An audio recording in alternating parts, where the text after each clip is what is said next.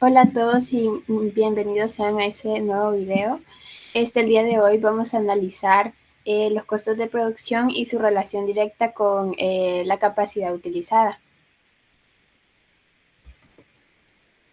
Si bien este tema parece ser bastante técnico, con este tema podemos entender por qué algunas empresas logran optimizar sus márgenes de ganancia, mientras que otras enfrentan crecimientos severos en sus costos unitarios al intentar expandirse.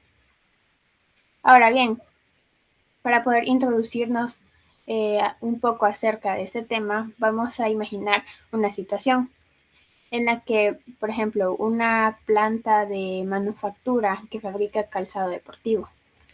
El producto ha tenido un alto éxito dentro del mercado y la demanda se encuentra en expansión. La fábrica opera a plena capacidad durante el día y el personal está altamente capacitado. Los procesos están estandarizados. Por otro lado, los costos unitarios se mantienen bajos y las márgenes de utilidad son óptimos. Ante el crecimiento sostenido de la demanda, la decisión lógica para la gerencia suele ser abonemos un segundo turno de trabajo para duplicar el volumen de la producción y maximizar los ingresos. Sin embargo, aquí entra la teoría económica y la práctica operativa, la cual nos demuestra que esta transición no es de una forma lineal.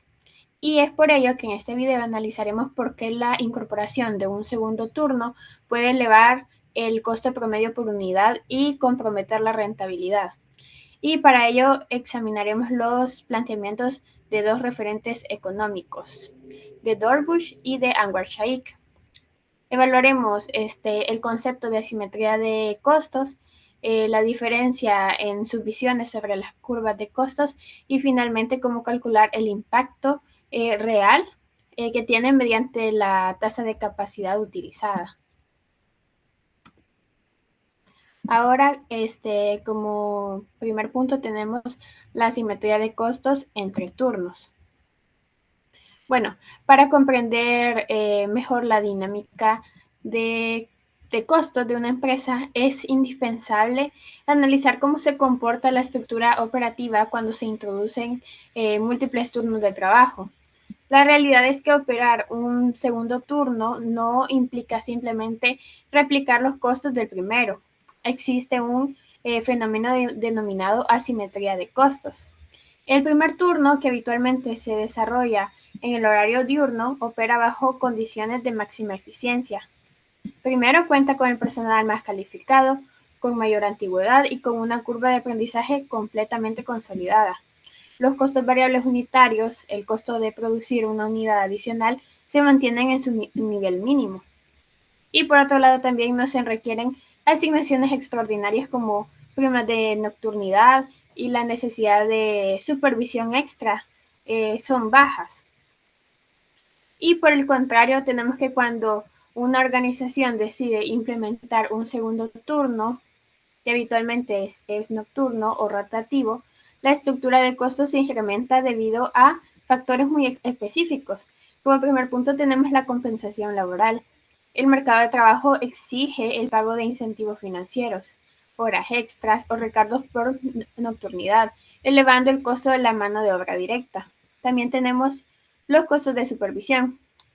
Se sabe que al incorporar personal con una menor experiencia o contratados de forma temporal, se requiere una mayor densidad de mandos medios y auditores para asegurar la calidad de su trabajo.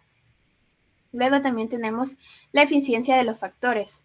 Tenemos que el cansancio biológico asociado con los turnos nocturnos o horario nocturno impactan en la productividad. Esto viene incrementando la tasa de los errores, el desperdicio de las materias primas y reduciendo el rendimiento de manera general por la hora. Y luego tenemos la depreciación del capital. Mantener la máquina en operación continua limita los tiempos destinados al mantenimiento preventivo, lo que viene a acelerar el desgaste y también viene a elevar el riesgo de paros técnicos no programados. Ahora bien, Como resultado económico, tenemos que el costo unitario total del segundo turno es sistemáticamente superior al primero. A simple vista podría parecer que no es así, que como en un mundo ideal que va a ser exactamente igual, pero no, porque influyen muchos más factores. Entonces, podemos decir que el primer turno se consolida como el único óptimo técnico y económico de la empresa.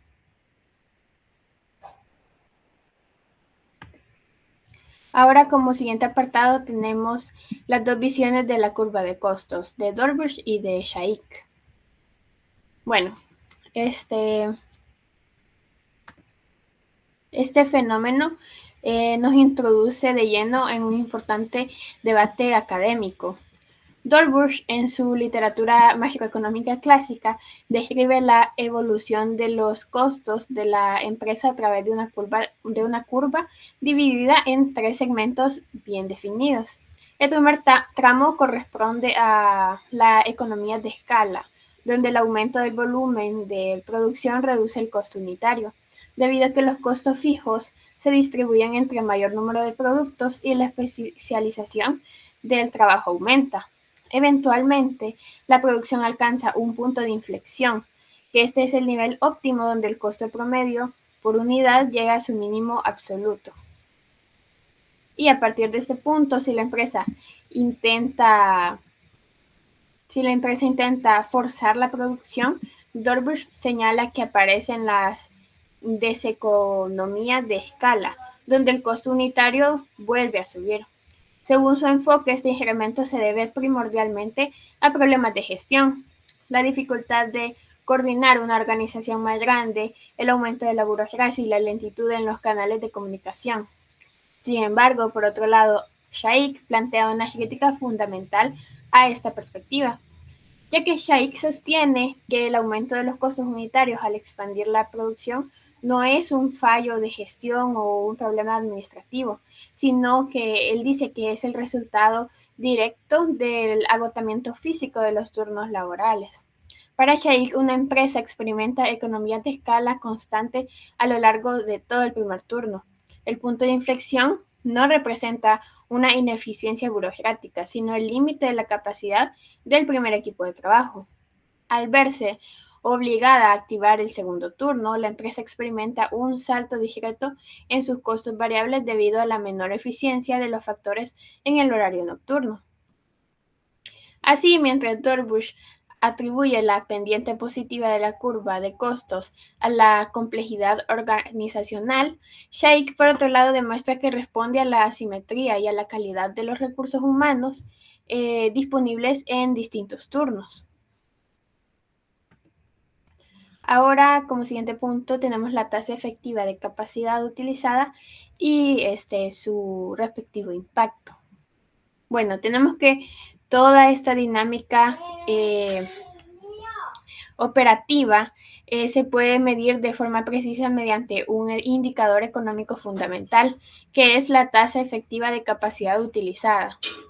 La fórmula matemática para calcular este indicador es la pendiente. Aquí la capacidad normal define el volumen máximo de producción para la cual fue diseñada la planta bajo las condiciones de máxima eficiencia del primer turno. Si la fábrica está diseñada para producir 1000 unidades diarias en su turno óptimo, pero debido a condiciones del mercado solo produce 800 unidades, la tasa será de 0.8. Esto implica la existencia de capacidad ociosa, lo que viene a elevar el costo fijo unitario. Si produce exactamente 1000 unidades, la tasa es igual a 1, situándose en su óptimo de costos. Ahora, el valor de la tasa es indispensable para evaluar el impacto real de un estímulo o incremento de la demanda en el mercado, configurando tres escenarios distintos. Primero tenemos la capacidad utilizada es menor a la unidad. Tenemos que en este caso la empresa dispone de margen operativo en su turno óptimo. Ante un aumento de la demanda, la respuesta de la firma será puntualmente real. incrementará la producción física y el empleo sin alterar significativamente sus costos ni sus precios. Luego tenemos el número 2, que es si la capacidad utilizada es igual o cercana a la unidad, la planta opera al límite de su primer turno. Si la demanda sigue presionando, la respuesta será mixta. Pero los precios comenzarán a subir debido a que los costos marginales empiezan a acelerarse. Y por último tenemos si la capacidad utilizada supera la unidad. En este caso, la organización se ve obligada a instaurar el segundo turno de trabajo al operar en un tramo asimétrico, costoso e ineficiente. La respuesta del sistema en el corto plazo pasa a ser principalmente inflacionaria. El estímulo de demanda no genera aumentos eficientes en el volumen físico, sino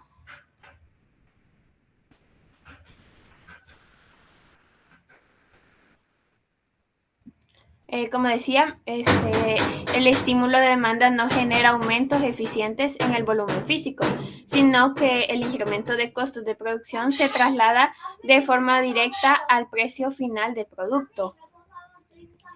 Y luego, como último punto, tenemos la conclusión. Como hemos estado analizando las decisiones de producción y escala dentro de una empresa, no dependen únicamente de variables nominales, sino de la realidad física y laboral de lo que vienen a ser los procesos productivos.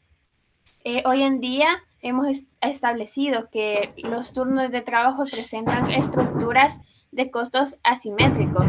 El primer turno representa el equilibrio técnico idóneo, donde coincide la mano de obra calificada y el uso eficiente de capital fijo.